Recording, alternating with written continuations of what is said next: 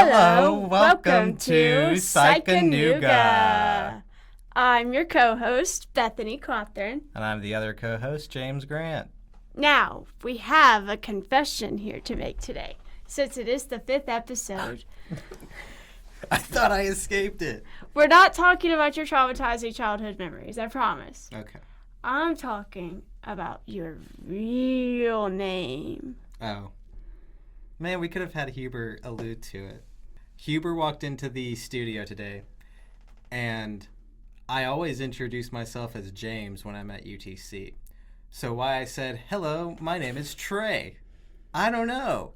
And then I said, oh, actually, it's James. Sorry. And then Huber called me Trames after that. Yes, my legal name is James Grant, but I am a third. I'm the third James Grant in the lineage. And it will be a long lineage, a dynasty of James Grants. But because I'm a third, I also go by Trey.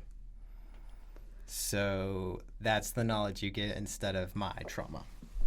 Which we didn't bring up to Huber. I'm sure he would have loved to hear about it.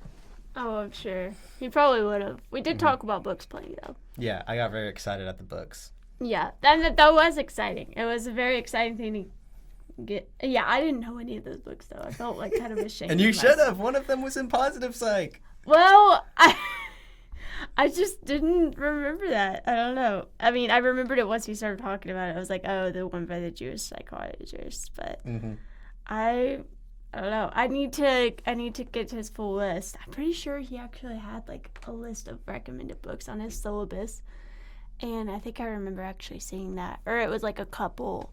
He was like, oh, you need this textbook for this class, and then also you don't need these books, but I just recommend them because I love books.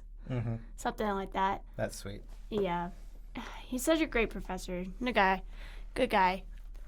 But yeah, he was talking about the books. I was like, I have never read any of these books. But I'm not a big nonfiction reader, though. Yeah. I love reading, but like most of what I read is just, fictional stories. So You should read the 3-Body Problem then.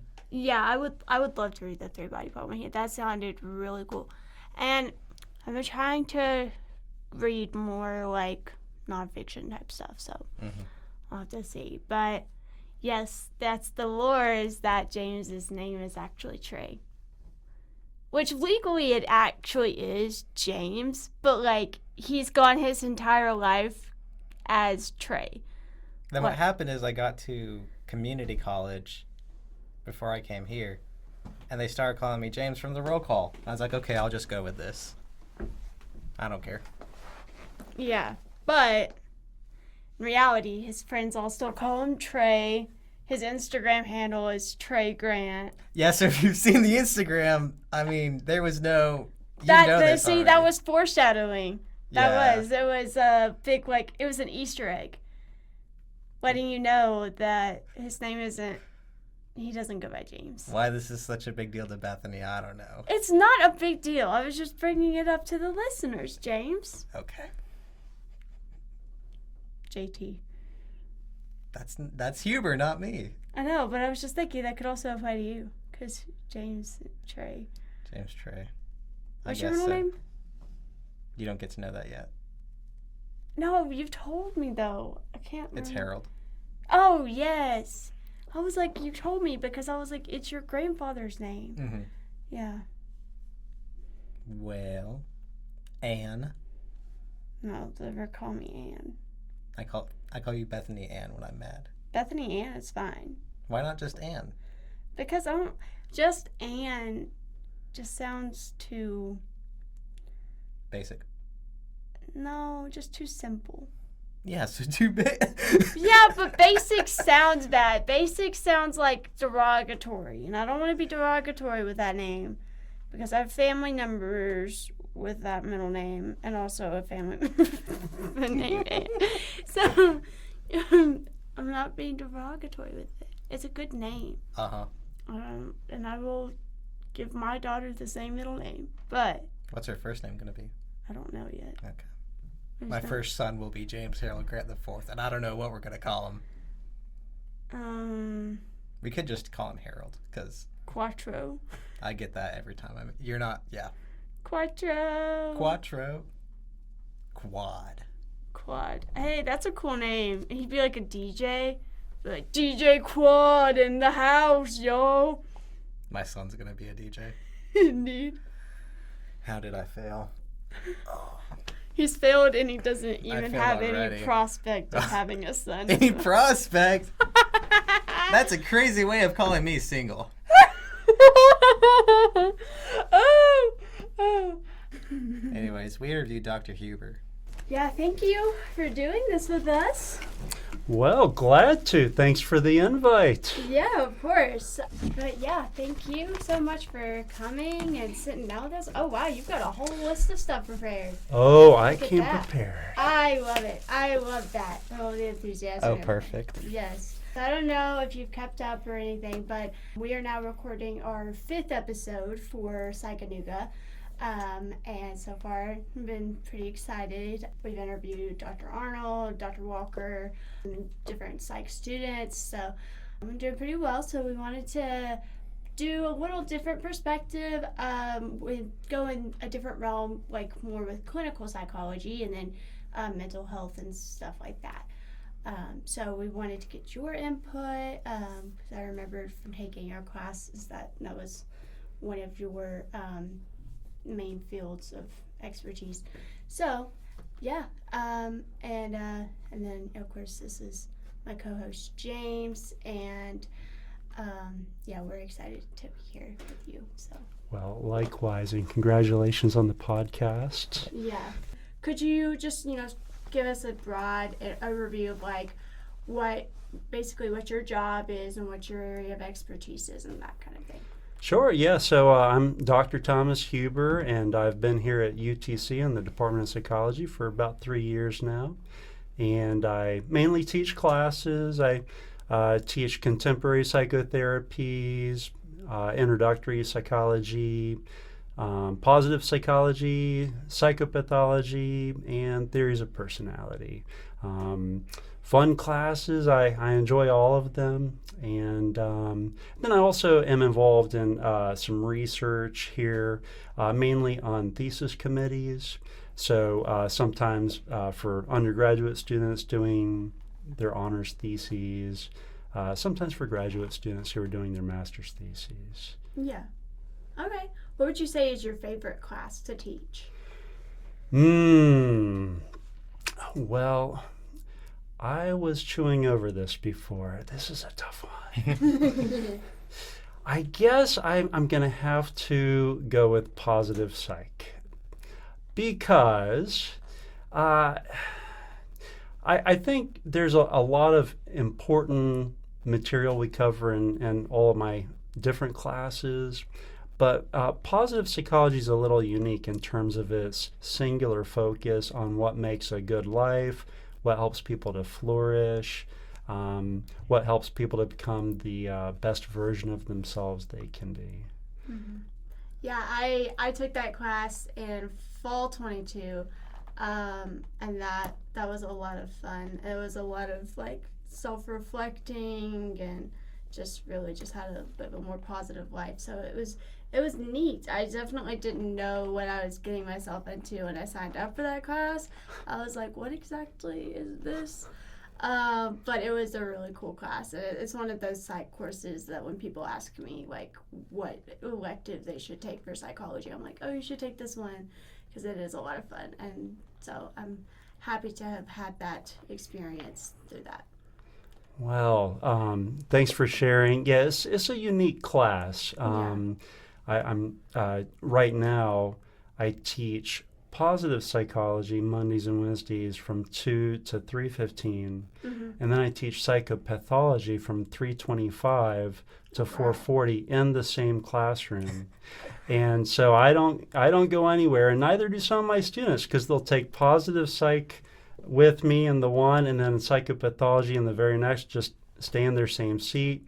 And some of them mentioned, it's so jarring, Dr. Huber, because, well, kind of 1 minute we'll be talking about, flourishing and things to help improve your happiness and subjective well-being. And then a few minutes later, we're talking about mental illness and substance abuse and suicide risks and things like that. It's a very different kinds of topics. Both are important in their own way. Mm-hmm. Yeah, definitely. So could you tell us a little bit more about your specific area of expertise and maybe how that affects your day-to-day? Sure. So I am, by education training, a clinical psychologist. So I got my master's degree and then my PhD degree, University of Detroit, Mercy in Michigan. And I had done a predoctoral, well, I did some practicums in Canada, just over the border, in Ontario, specifically University of Windsor, and then I had done a predoctoral internship in California, places like Fresno City College, did a post-intern fellowship there as well, did a postdoctoral fellowship at University of Rhode Island, did some other psychoanalytic-based training for a couple years at the Michigan Psychoanalytic Institute in Detroit, and then for a year at the Boston Psychoanalytic Institute in Massachusetts. A lot of my training was kind of rooted in psychoanalytic psychology, psychodynamic bent.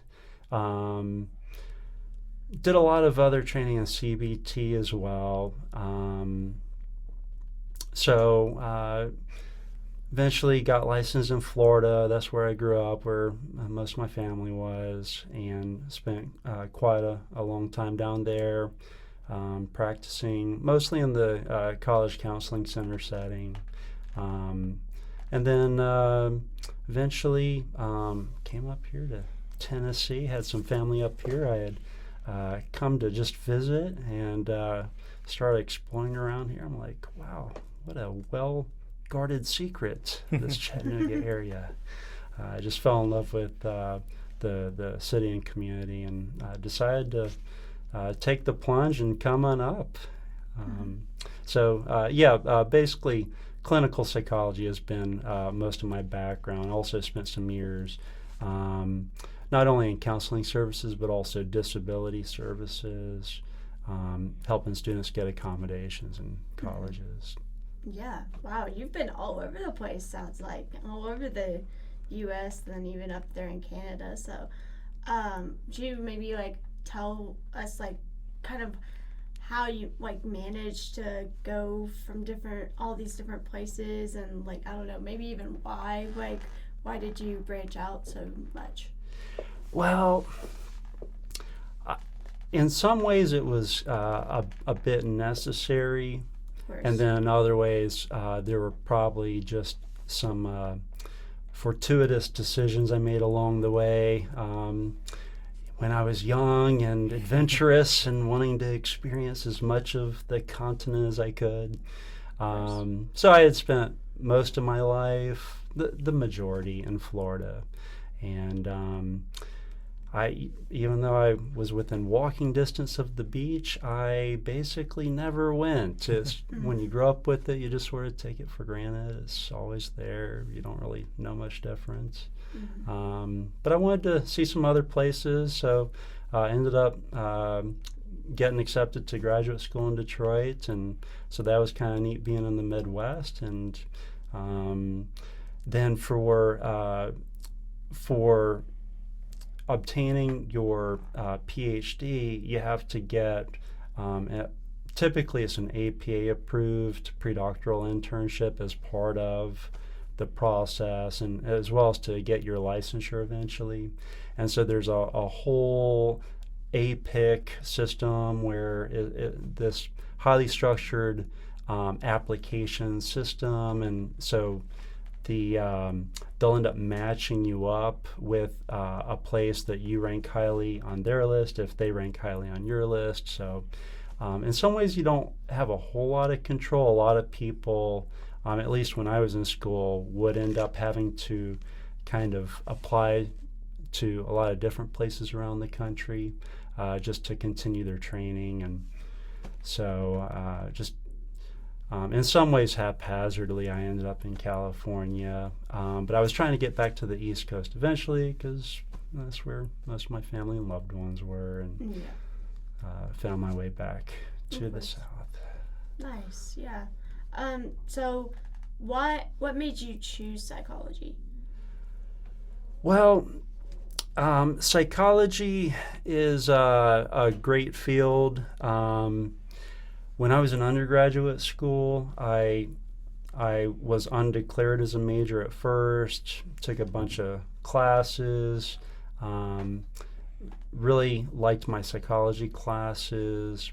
I also really enjoyed my philosophy and religious studies classes, but I didn't think the job market was quite as good in philosophy, for instance, as psychology.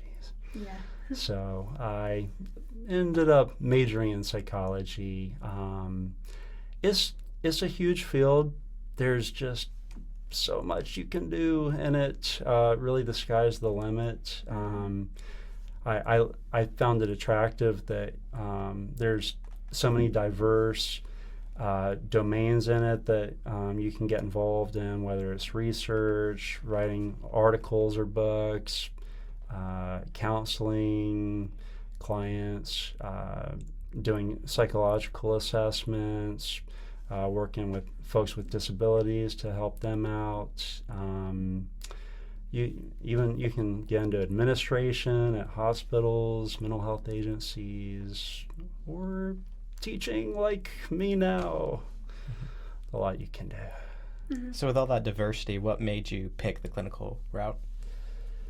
Well, I picked the clinical route just because it was kind of a good base in which I would get some training to be able to branch out into whatever my interest might lead me to. And so along the way, I've done research and published articles, and of course done teaching, practiced therapy for over a decade, assessments, things like that. So I really enjoy just the versatile things you can do in this field. I think some other fields that you go into, you don't have all these options. I think it keeps the work interesting. They're never boring. Yeah, that's definitely one big pro of it, is that you have so many different options with that. So something I love about psych too. But what would you say psychology as a discipline means to you on a personal level? Well, I would say I think psychology is something that can apply to all of us, because it's really about humans at the end of the day, and even animals, if you want to talk about comparative psychology and go further. But we're all humans just trying to figure out life, and it's complicated and messy and in some ways mysterious. And historically, psychology was kind of known as a study of the soul, and had kind of almost a philosophical and religious background to it when it first began. And in some ways, I think that's continued with us scientifically, trying to understand what make people tick. And I think that was probably part of the allure of it to me, just trying to understand, what makes me tick, what makes other people tick, and is there some way that I maybe can help others along my path and make at least a little difference along the way. Yeah. Could you tell us a little bit more about some of the difficulties or challenges that you faced? Sure can. Well, I would say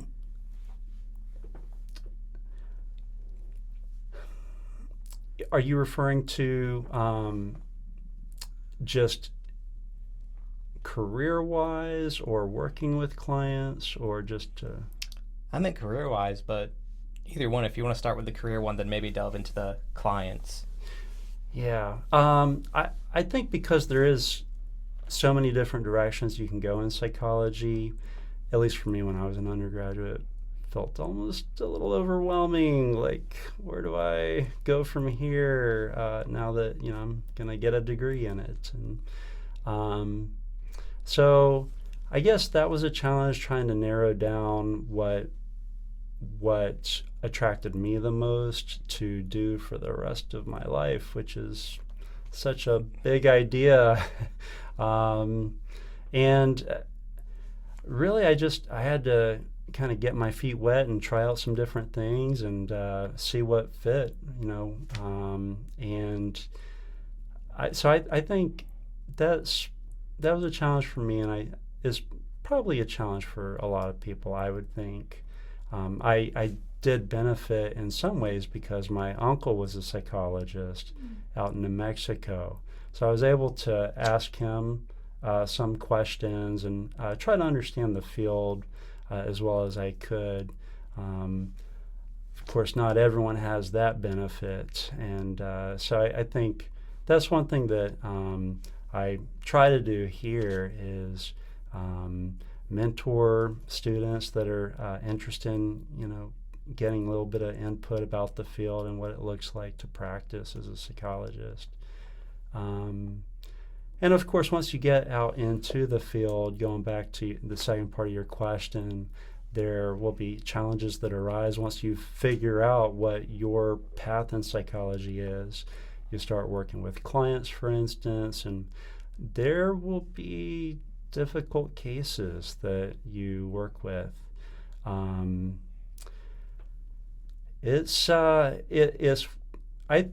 I think it's probably one of the most rewarding fields that you can go into, but in some ways it can also be one of the most challenging because you're working with people that sometimes they've experienced a lot of things that you haven't, and many of these things can be quite unpleasant.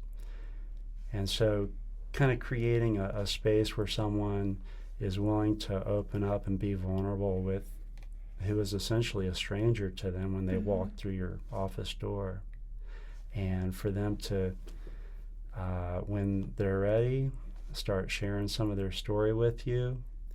And if you're not comfortable plumbing the depths of human sorrow, then you're not going to make them comfortable doing it with you. And so in a lot of ways, it challenges you, not just in your work, but also on a personal level, with really accessing what is this human experience inside me and that I share with everyone, and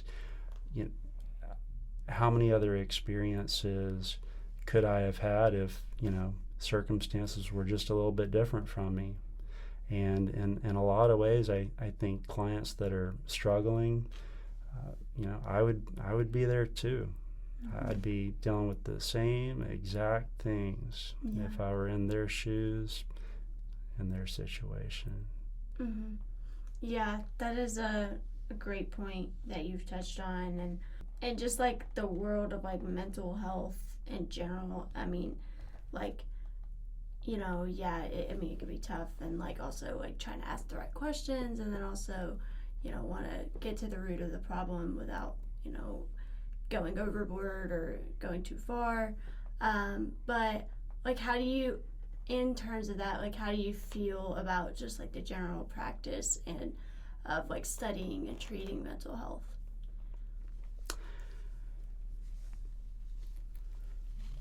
Well, in terms of just the practice of studying and treating mental health, I think mental health is just as important as physical health. And in the past, that has not always been recognized. And even today, there's still a burgeoning awareness of this fact. I think we're a lot further along than we used to be, but we can still do better. Mental health is not something that we can take for granted. And I think our minds and our bodies are connected in a lot of ways, both visible and invisible, known and unknown. And psychological research is every bit as important as medical research. And ideally, I think science will be able to help us unravel some of the ways that as a society, we can help individuals and also help communities to thrive and to optimize their mental health and their physical health for the benefit of everyone. In what ways have you seen the impact of negative or positive mental health in your career? Well,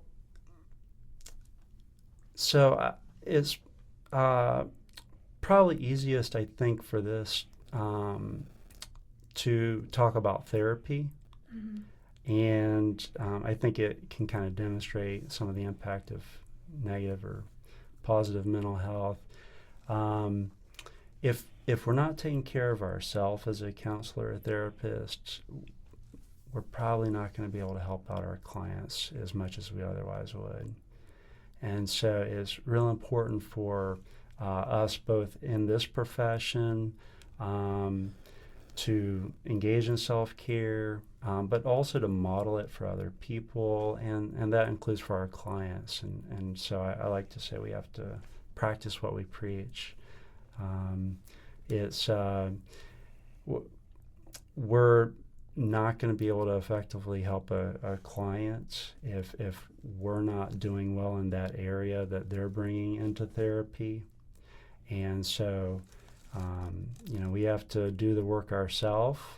We have to, have good coping strategies, stress management techniques to use, be mentally and physically active, eat nutritious meals, good sleep hygiene, all the rest of it, so that we can be at our optimal mental health, both for ourselves and for our clients. Also, I would say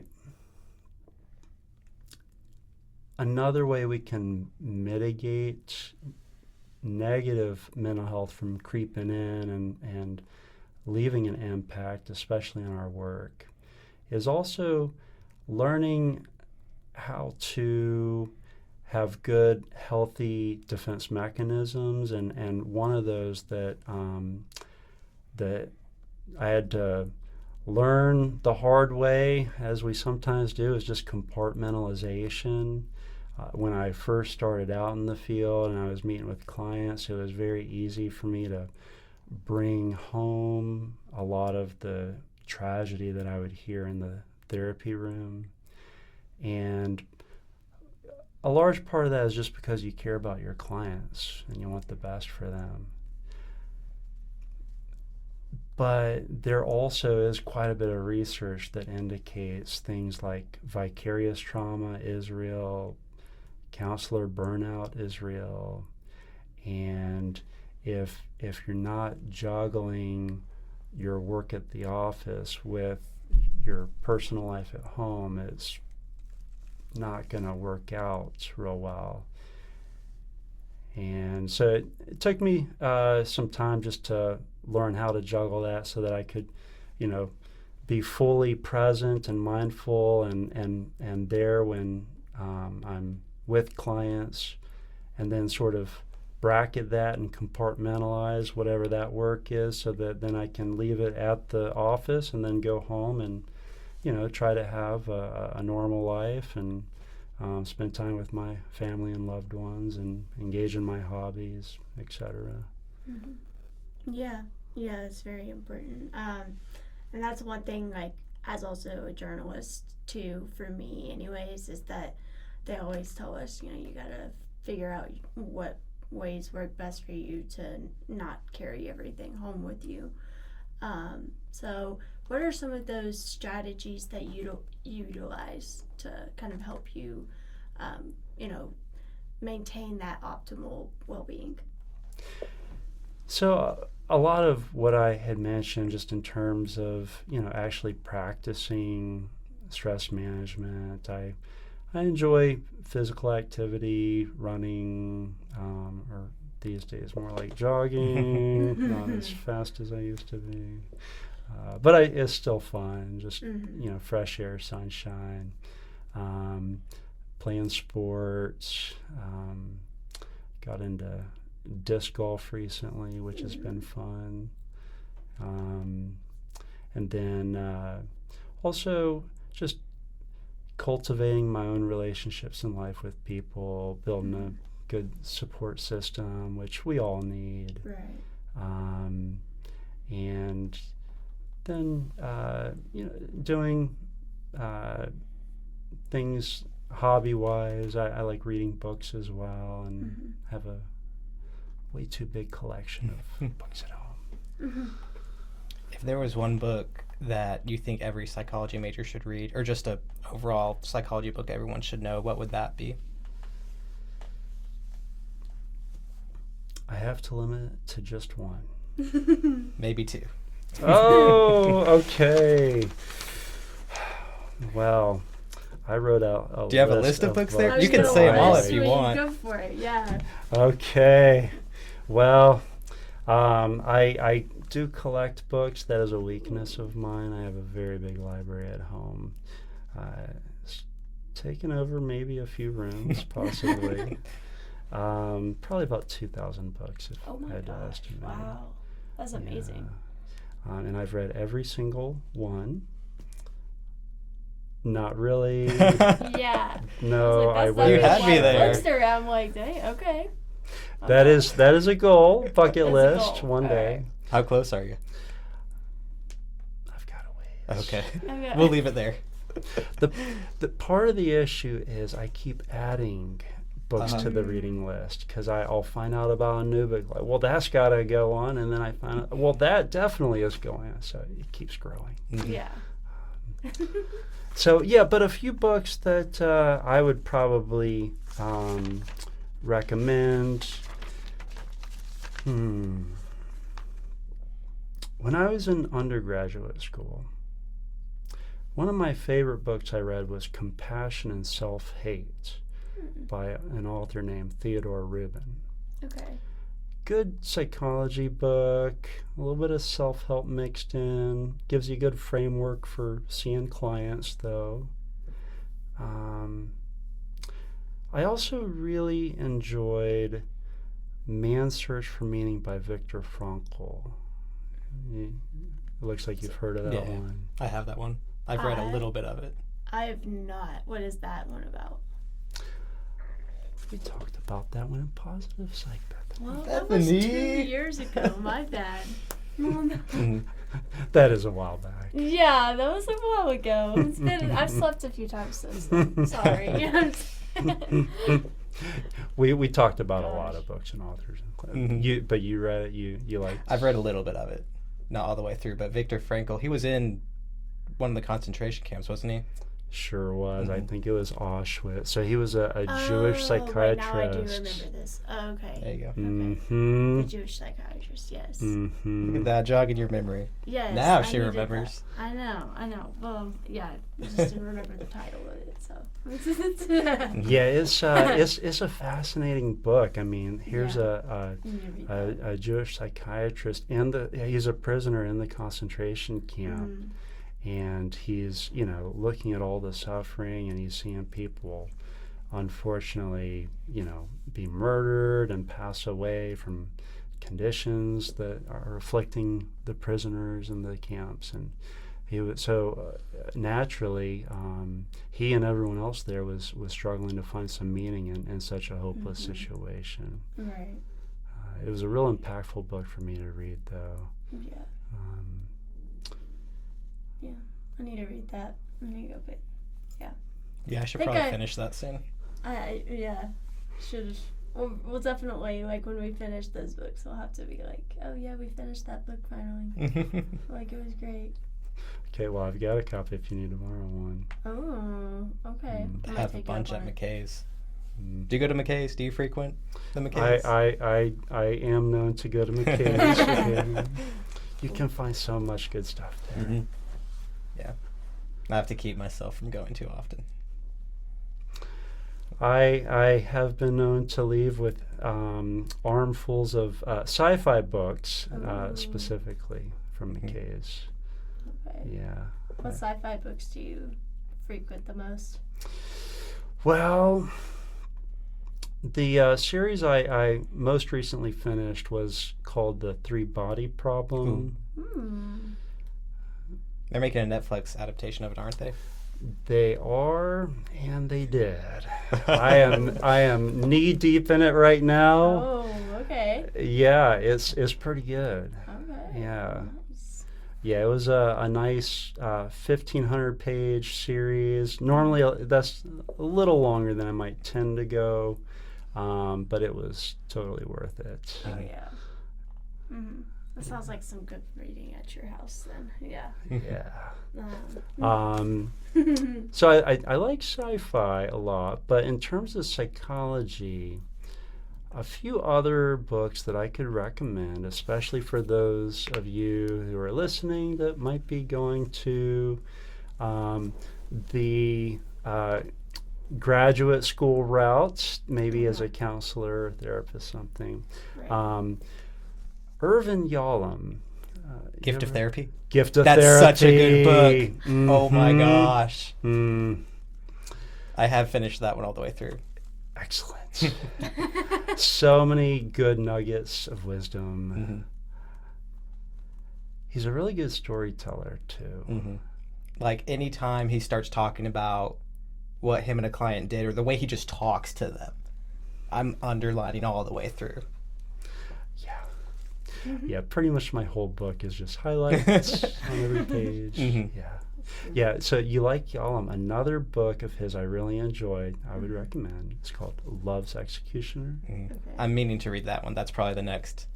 How do you say Yalom? Irvin Yalom. Yalom. Yalom. That might be the next one of his that I read. Okay.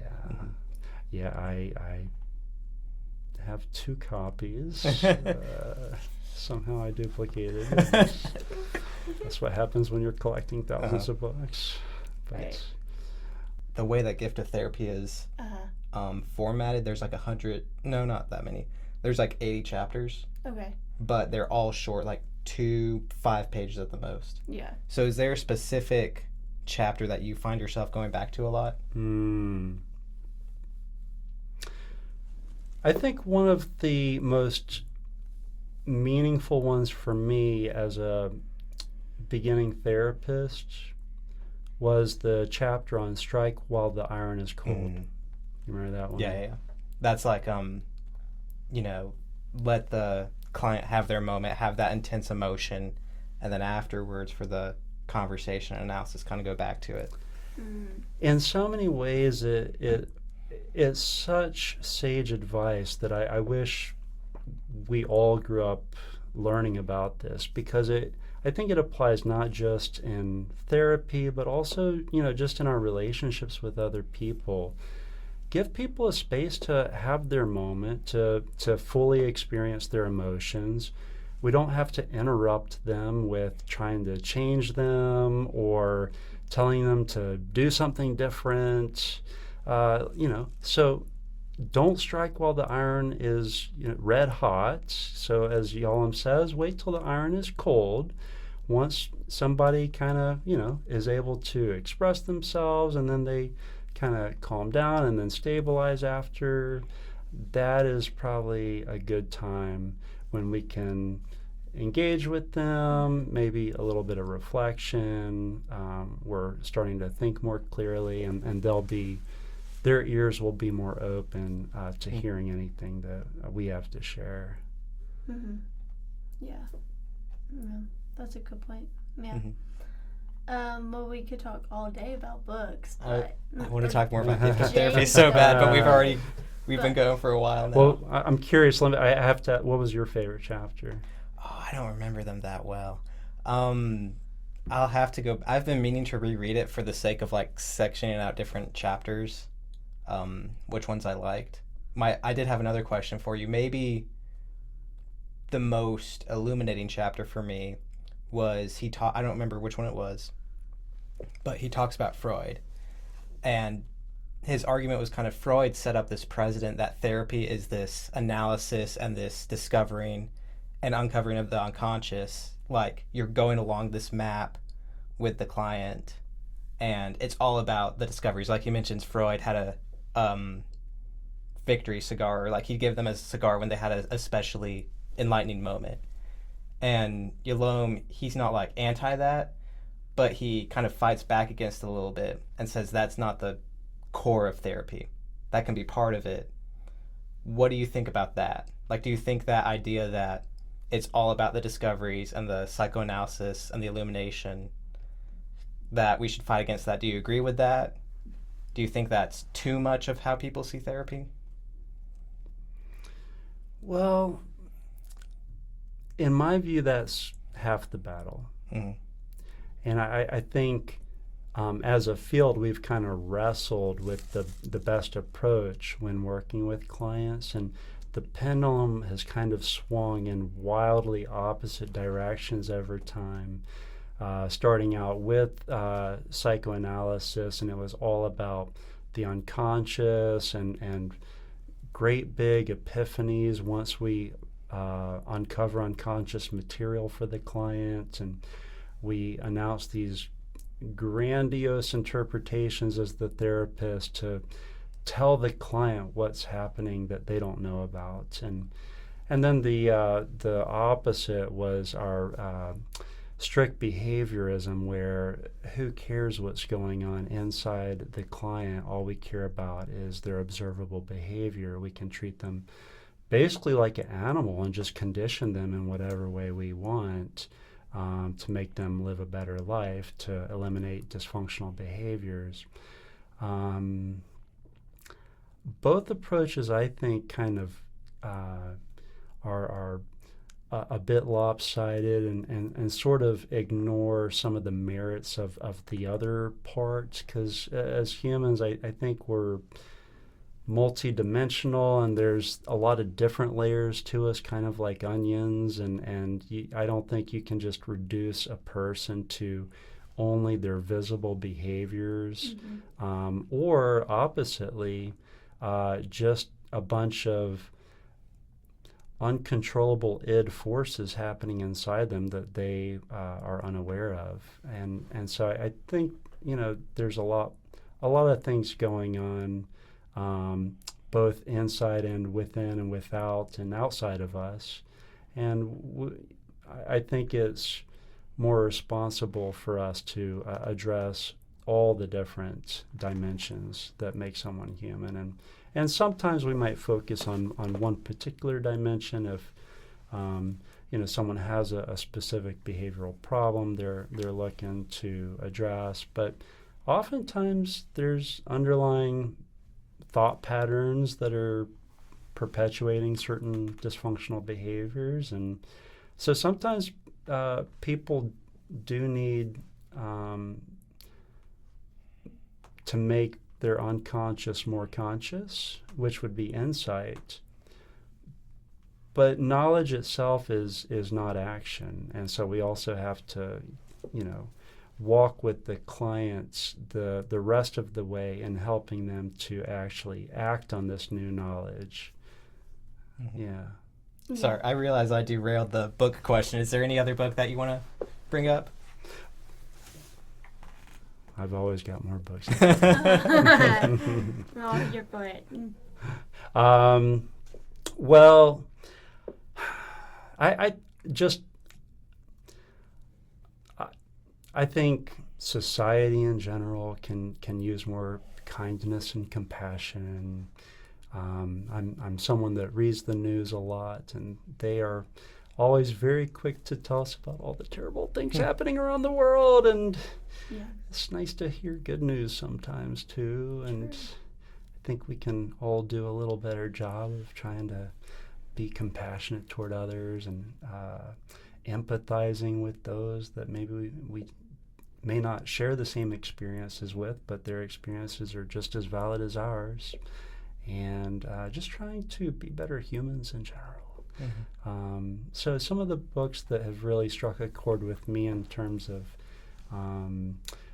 helping me to understand myself and others better, and that I've also been able to recommend to other people, and I think they've found some of these books valuable, are ones like Forgive for Good by Fred Luskin, who is a professor at Stanford University. He's done a lot of forgiveness research. Okay. And then, of course, a lot of religions invoke forgiveness, but it's not an inherently religious concept any more than being nice to other people is. Yeah. There's quite a bit of secular and scientific research on the psychological benefits of forgiveness. And then also another interesting book that I would like to mention that's very unlike a lot of the other books that I've read is one, it is kind of based on research, but it's also a fictional story, and so it's very easy to read. Okay. And you kind of get into the heads of the characters as you learn about how to apply some of the research concepts. But the book is by the Arbinger Institute, and the book itself is called The Anatomy of Peace. And I've recommended that book over the years, and it's just a very unique book, and I think it's something that can help us all feel a little bit more at peace and live at peace with others as well. Yeah. Really takes the positive psychology out of the classroom there. The books and stuff. Yeah. Yeah, even the forgiveness book reminded me of the forgiveness workbook that we did, which was cool. That was an interesting assignment. But if you could only make one difference in your career, like in your career as a clinical psychologist or even just as a teacher or whatever, what would it be and why? I would say in my twilight years one day, if I just had, since we're only talking about one single difference here. And yes. We're not going to be as lenient as we were with the books. No, you gotta so strict. Well, I'm not expecting to change the field or anything, right. But if I could just make one single difference in my lifetime, I think I would be content and satisfied one day when I'm a senior, just knowing that I had helped improve the life of just one single student or one single client enough that they were motivated to pay it forward to other people in their life, who they would then inspire to continue paying it forward. And I think that kind of ripple effect is a realistic goal to have, so that one small difference we might make in our lifetime could snowball into something bigger than we might ever know or expect. Yeah, no, that's a very good goal to have, because it is, like you said, realistic. I mean, so many people, they see like somebody did something nice for me, so I'm gonna do, I really enjoyed when they did this for me, I'm gonna do it for them, and that kind of thing. But It's a very noble goal. well, I just want to ask, what advice would you give to students who are thinking of going into the clinical psychology field? Do it. It's a great field, it really is. Yeah. We kind of already touched on all the many, many things, and there's more than we even discussed that Right. you can do in this field.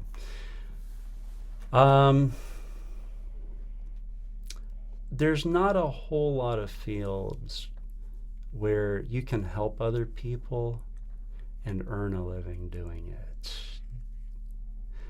And this is not a field that you go into to get rich. There's plenty of other fields you can do for that. But you can make a living wage at least, and you can go home at the end of the day and know that you are making a difference, hopefully, and feeling that you're somehow making the world a little bit better place, or alleviating someone else's suffering by some kind of margin. And that kind of impact is something that I think is real valuable in terms of, to me, that's worth a whole lot more than money. Definitely, yeah. Yeah, thank you, Dr. Huber, for meeting with us today and sharing your insight and perspective from the world of clinical psychology. Thank you so much. Well, happy to be here. Thanks for having me. And go be psychologists. So what was your folks. favorite part of this interview? That's why we're here. I thought it was really interesting talking about his love of books and all of the books he suggested, especially with like the body problem and then the gift of therapy. Gift of Therapy, Man's Search for Meaning.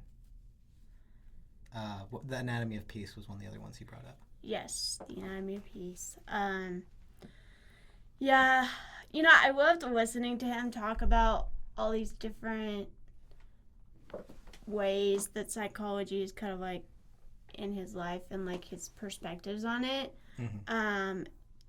In relation to the positive psychology class that I took with him like 2 years ago, because like I'm listening to him talk about this and I'm like, yeah, this just like it really reminded me of that class, because so much of like just so many of the things he talked about today, for instance, were just things that we discussed more in depth, obviously, in positive psych.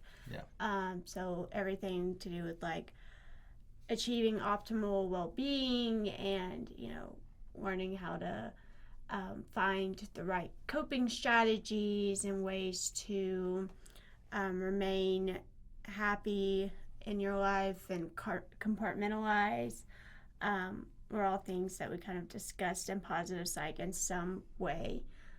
The same with like forgiveness, which was one thing he mentioned from, I want to think it was like I don't know. I think he just did a one-shot on forgiveness.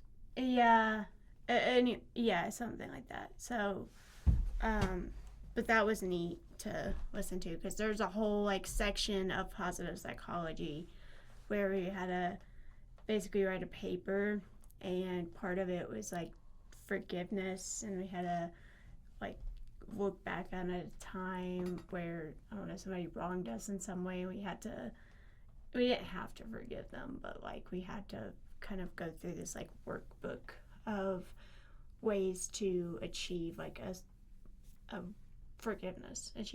So and that was neat to look back on and reiterate. What was your favorite part? Probably when he mentioned a gift of therapy.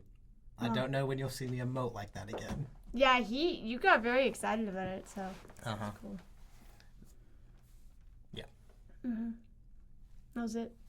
You want to talk about how you felt when he brought up that the gift of therapy was one of his favorite books that he wanted to tell, and then you're like, oh my gosh, this is mine too. That's what I just said. I know, but like, describe it, like, why did you feel that way? Because it's a book I've read and I really liked the book. So he brought it up and I was like, yo, let's go. Yeah. You felt validated. Yeah.